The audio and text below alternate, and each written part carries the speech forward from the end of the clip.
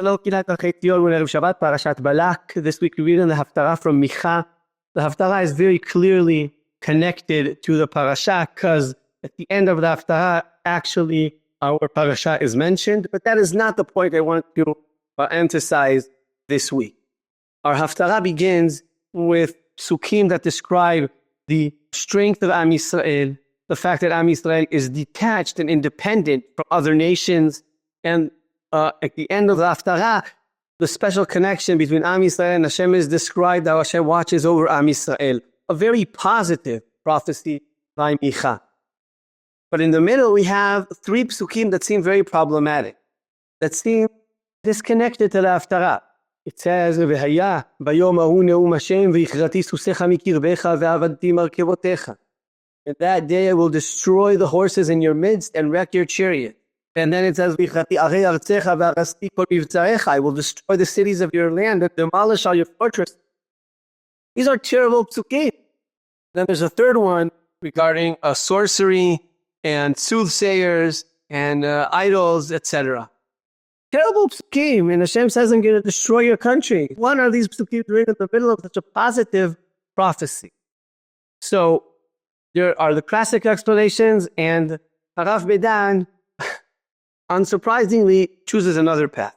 His explanation is that the context in general is Am Yisrael dealing with Ashur, and these psukim are a shift from Am Yisrael to Ashur. After Hashem says, I'm going to be with Am Yisrael, and Hashem says, in Ashur you will be destroyed. That is Harav Medan's explanation.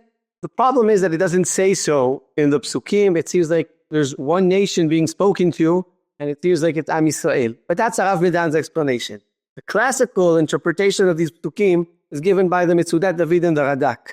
They both explain that these psukim are really not prophecies of destruction, but rather of redemption.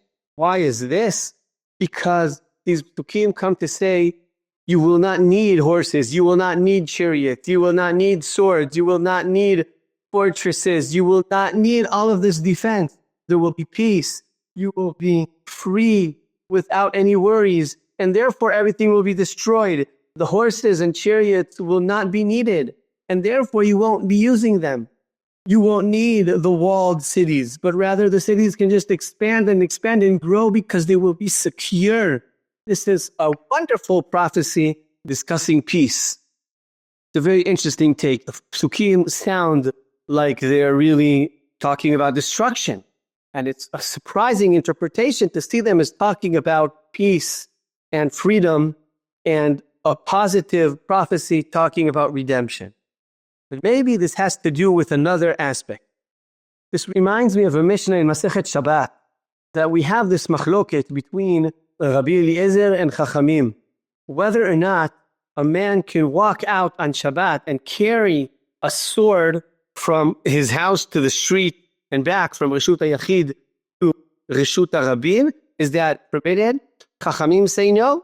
And Rabbi Eliezer says, yes, you can, because it's decorative.